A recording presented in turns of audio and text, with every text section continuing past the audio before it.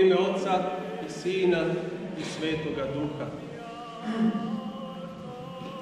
Savremeni svijet u kome živimo nudi bezbroj mogućnosti da čovjek svoju energiju i svoju volju da ostvari nešto možete kako da usmjeri i da upotrijebi.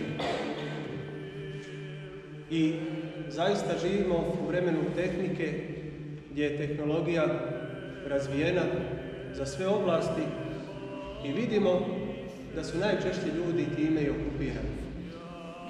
I kada nekoga pozovemo da prozborimo riječ dvije sa njim ili da ga ugostimo, često čujemo odgovor: ne mogu, zauzet sam, prezauzet sam, ne mogu glave da dignu, nemam vremena.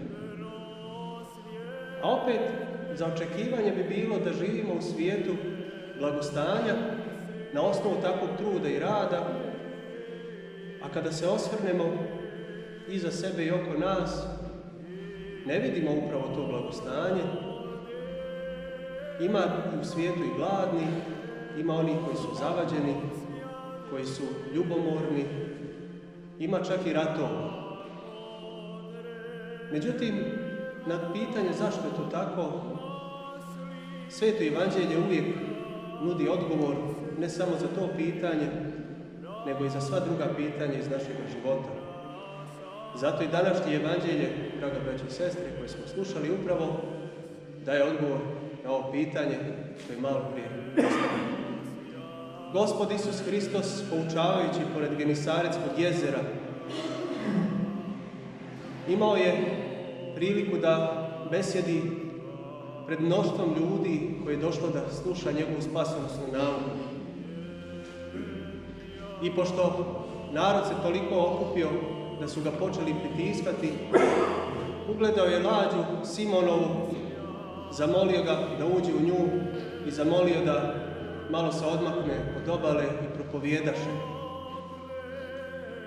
Zatim učini Gospod čudo, zapovedi apostolima poslije propovjedi da odu u dubinu i da zabace mreže svoje ribarske i gle čuda, apostoli izvukoše bezbroj ribe, toliko mnogo da ne mogaše stati u jednu lađu, te pozvaše u pomoć i drugu koja bješe tu blizu i napuniše obe lađe pune, kako kaže Evanđelje, potapahu se skoro.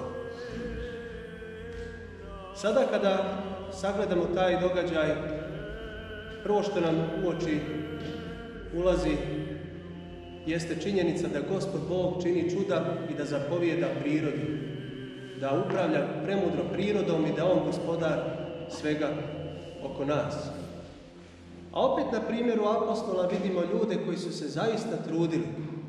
Kaže Sveto pismo, svu noć bacahu mreže, ali ništa nisu mogli da ulove. Što znači, trudili su se, ali njihov trud nije urodio plodom. Šta je nedostajalo u njihovom trudu? Evo vidimo, dakle, nedostajalo je prisustvo Božije. Oni su se trudili uzdajući se u svoje sopstvene sile, a nisu polagali nadu u Gospoda Isusa Hrista. To možemo vidjeti na detalju, da dok je Gospod propovijedao, poučavao narod, oni su se bavili čišćenjem mreže i nisu pristupali toj masi koja slušala njegovu riječ.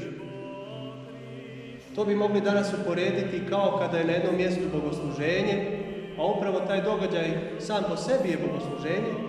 Na drugoj strani imamo ljude koji su trudbenici, rade, ali ne prisustvuju bogosluženju, što samim tim povezujemo sa činjenicom da njihov rad nije blagosloven.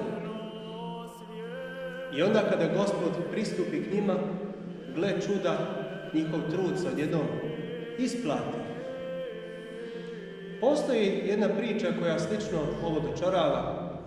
Otac imao je 2 sina i na samrti pozvaše obojicu da se sa njima oprosti jer osjetio da će brzo doći čas njegove končine, pa reče im jednu tajnu da nedaleko od kuće postoji jabukovo drvo i ispod tog drveta je sakriveno imanje, blago.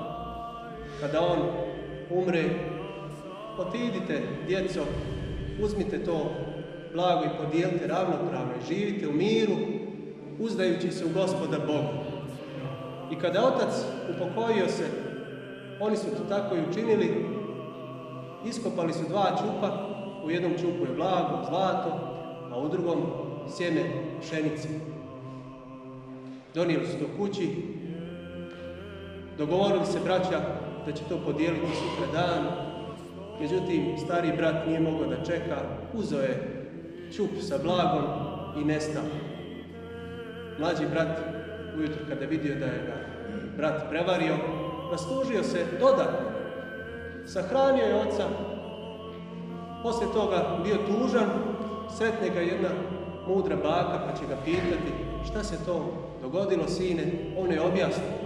Ona njega fino pouči, pošto je bila mudra, kaže: sine, ti imaš sjeme pšenice, Bog ti je dao 2 zdrave ruke, posij tu pšenicu, zemlja je lažna, blagotvorna, Gospod će te nagraditi, bit ćeš ti bogat.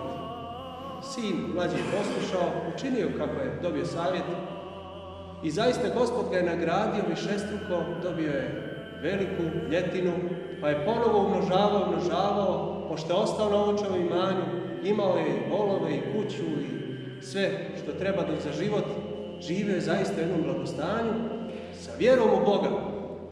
Zavolio je pravdu, zavolio je vjeru i tako je živio u svom životu čestito.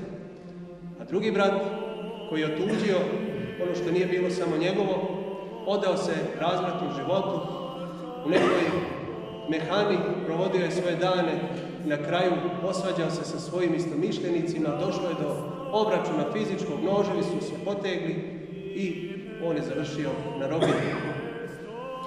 Evo, ovo je jedna priča, draga braćo i sestre, koja na neki način dočarava suštinu narodskim jednim riječnikom i jezikom, dočarava suštinu današnjega evanđelja. Imajmo na umu da imamo iznad sebe Gospoda Boga koji je prepun blaga, u svojim rukama drži i zemaljska i nebeska blaga, a mi se uzdajmo u njega i kada činimo trud i kada sve obavljamo u svom životu, prizovimo Gospoda Boga u pomoć i imat ćemo izobilje svega. Amin.